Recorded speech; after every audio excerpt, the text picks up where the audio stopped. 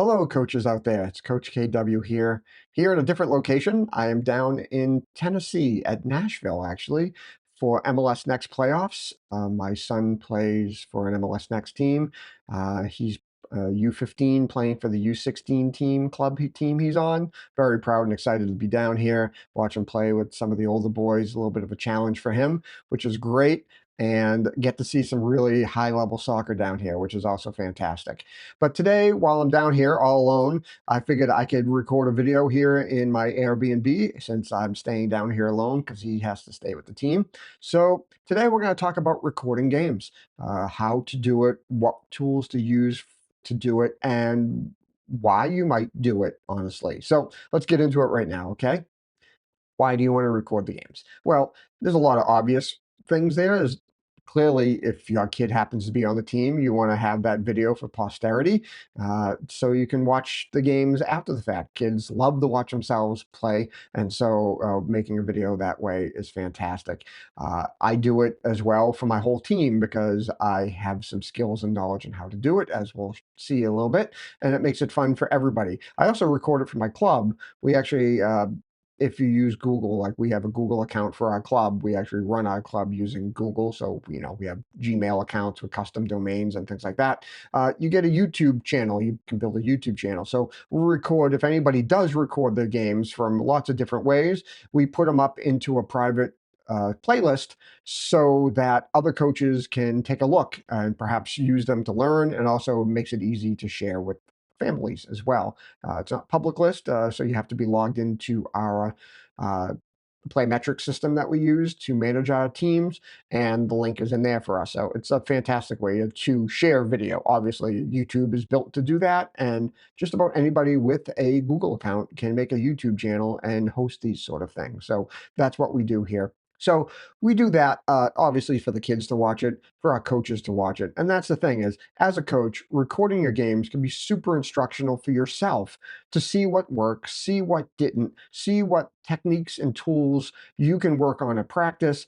Is there something that you notice over and over again that is deficient? Do you notice things that are working well so that you can let go of those things and work on some of those other things? What did the other team do? Are there things or ideas that the other team did that you might take from and say, hey, I never thought of that. Maybe I can use that. Or vice versa, are there things that other team did that you could coach your kids to better deal with so the next time they face a team that does something similar, they have more information on how to manage the situation.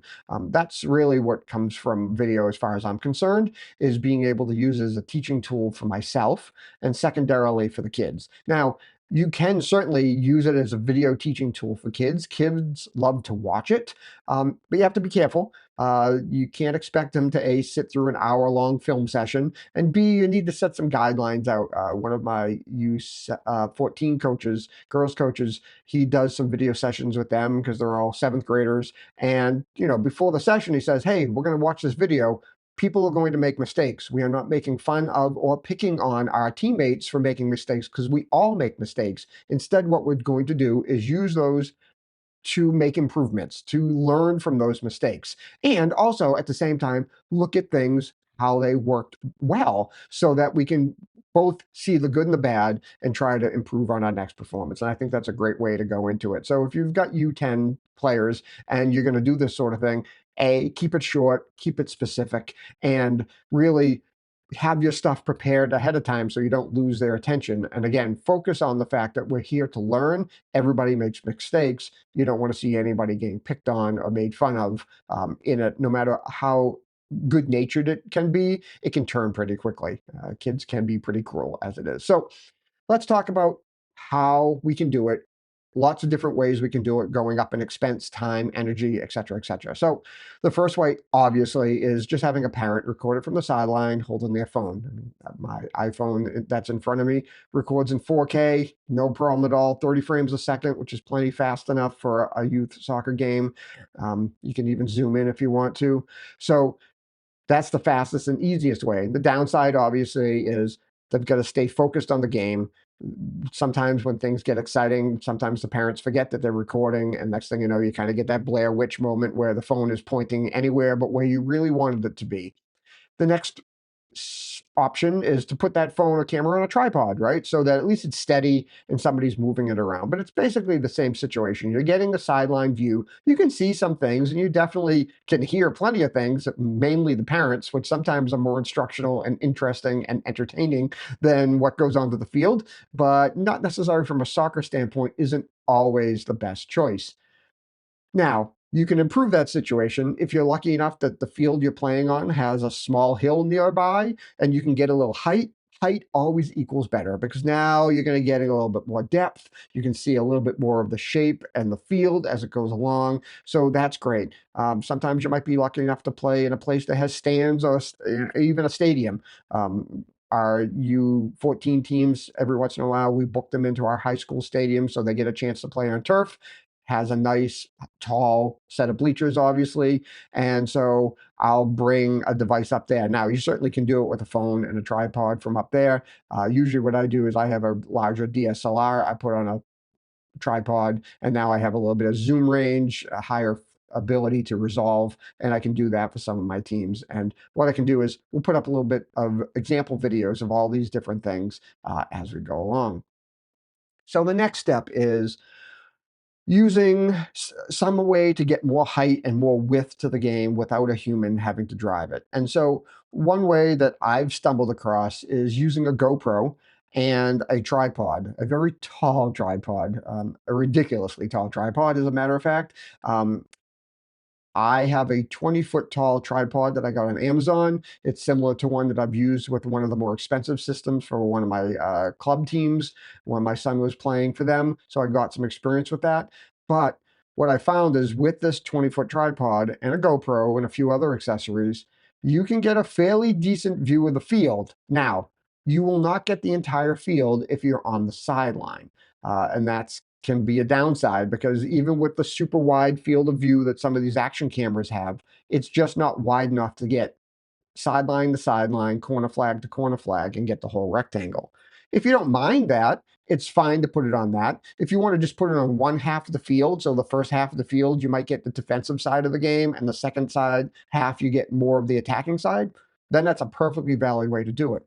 What I find more useful, at least at 7v7 for the field size we're talking about, is putting it behind the goal so you get that tactical view from the end zone, if you will. So I'll place the GoPro and tripod if I can. Usually it's about anywhere from 30 to 40 feet behind the net. It depends how wide the field is, depending on what town we happen to go to and whether or not I have the room. But usually I'm able to get it far enough back that I know it'll be safe, that, you know, if somebody misses the net, they've really got to be right on target to hit that tripod leg, arm really up in the air. Hasn't happened yet, knock on wood. But angle it so that now I'm getting corner flag to corner flag nearby, and now I'm looking straight up the field. Now, GoPros are notorious for overheating. What I have found is that if you remove the battery and you power it with a remote battery, so I happen to have the Volta, which is the battery grip for GoPros, but before I had that, I would use one of those power banks, the external power banks that you could use, you know, charge your phone, your tablet, even your computer, and a 16-foot long USB cable that you could buy. I would plug that into the GoPro without its battery installed, and that's how I would power it. And it seems to have worked pretty well. Now, like I said, I'm down here in Nashville, and today is 97 degrees, humidity. The real feel was like 108. I'm not sure any camera is going to survive in the sun standing up on a tripod in that environment. And if you live down in this neck of the woods all the time, more power to you. I don't know how you do it. But up in New England, even on late June days where it can get into the 80s, I haven't had a problem so far with it overheating. There are other cameras out there, the Insta360 Ace Pro, and some other action cameras. Everything I mentioned in here, I'm going to have links in the description that you can go to Amazon to buy. Affiliate links helps me out a little bit, so I appreciate it if you do buy it from there. It doesn't cost you anything more. But from that view, as you can see in some of this video example footage I'll have going on here, you really get a pretty clear view. Now, yes, the players far down the field look tiny, and yes, I do have to edit this in Final Cut Pro. You could use iMovie, or you could use Windows Movie Maker or something else to do the editing. I do edit it, I do straighten it out, I do, you know, do a few things to it. But in the end, even if you did very little, it's pretty usable because once you put the tripod up, the GoPro app, you can see the camera remotely before you hit record. So you can get a sense of like, do I need to twist the pole left or right? Did I angle it down the right amount? And then you press record from down on the ground and then you walk away. It's a fantastic system that you can use that way. So that's the next step up. Now, if you can get your hands on two of those cameras, GoPro or other one like that, or some other cameras we'll talk about, there's some software out there that I found from companies that will stitch those two cameras together. So you set the two cameras up so they kind of overlap in the middle, but one's looking to one side and the other from the sideline, and you then send the video files up to the services, or there's one that you can actually run on your computer as well. It'll stitch the two video cameras together, straighten out the view, and even do a little pan and scanning to try and follow the game around. So the two that I found, one's called Action Stitch, and the other one's called AutoCam. Both are actually available to download and pay for and install and run locally. And at least one of them has the option to upload your footage and let them process it. One of them is as cheap as $5.50 a game if you want to upload it and wait 24 hours, which I think is fantastic. But they have monthly and yearly subscriptions. And the most expensive one that I looked at is only $200 or $300 a year, which is really cheap when it comes to what it's doing. Also, one of the vendors on this, they actually recommend a set of security cameras that I'd never seen before. And again, I'll have links to these. They're basically these 180-degree security cameras with 4 or 8K video image elements in it. The only problem with it is they're going to get powered over Ethernet. So now you're going to have a power supply like a Jackery or a much bigger battery bank type unit. You're going to have a small power over Ethernet hub, and you're going to run an Ethernet cable up to the top of this camera. But what this solution could do for you is get really close to some of these more expensive systems we're going to look at in just a second for all-in-one. So you might carry a few more things with it, but for the total cost of ownership, which looks like anywhere from like $300 to $500 total investment, you can get a pretty decent system. I'm looking into that for myself, and if I do go that route, I'll definitely do a follow-up to let you know how that goes. Now, the last options out there are these companies out there that have now been running these camera systems for soccer teams for a couple of years now. And there's three big ones. There's Veo, there's Trace, and there's Pixellot. And these systems have an all-in-one unit that goes on the top of a tall tripod, has an app that lets you calibrate and start the recording. And usually how most of these work is you do the recording, you take the unit down, when you get home, you plug it into Ethernet, it uploads to the server, to their servers. They process the video and they pan and scan around the field trying to follow the action. And so you can see the game, and it almost looks like a camera operator is moving the video around. And I'll have some examples again of this here so you can see what this looks like, because I used to use the Trace system a couple of years ago with my son's team when he was playing for a different club. That's what they used. It's a cool solution until you look at the price tag. Most of these systems will set you back close to $3,000 or more per year because it's the subscription prices, and it's only for one team at a time. If you want to use it for more than one team, they charge you more than one team, even if you have one camera. For my town teams, I asked for a quote from one of the companies out there, and I got back a quote for $35,000 for the year to use it with my 14, 16 different town teams, which we could never afford as a town. That's just crazy talk. So those systems are out there.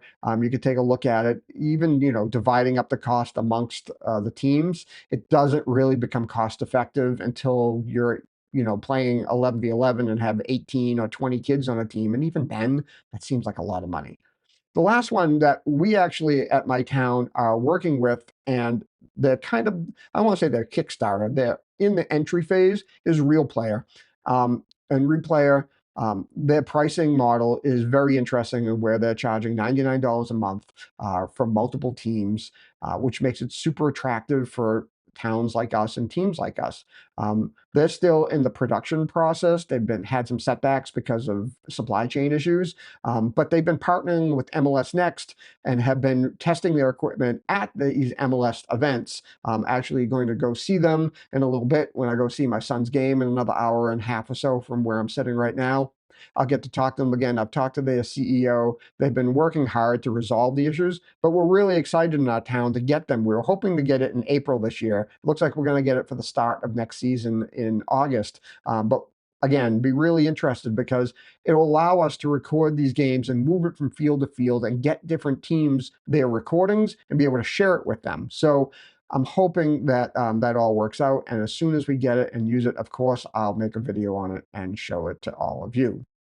So again, all the things I talked about have links in the descriptions. Be helpful if you want to look some of those up. I have example videos throughout this video here. I hope those are useful to you. I find video super helpful, even for my own coaching journey. And if I go for my D license this fall, I believe there's a component where they want to have you recorded as you're doing a session. So one of these techniques, the GoPro, for example, would be perfect for a training session with my U10 or next year U12 team that I can use to submit. So I hope you find this useful. I hope if your season just ended that you get some rest and relaxation, because I know as a volunteer coach, it takes way more time than you ever expected away from your house and family. But I hope you're resting. I'm hoping you're learning still and can apply some of these things. Please, I get 80% of you who watch this but don't subscribe. If you subscribe, it just helps me out and it doesn't cost you anything. It helps get this shared to other coaches. Share it with your own coaches if you want, but it really helps me out. I appreciate all the comments, all the views, and hope that we'll keep going as long as we can. So until next time, have a great day, week, season, summer, whatever it might be at this time, and I'll catch you later. Bye.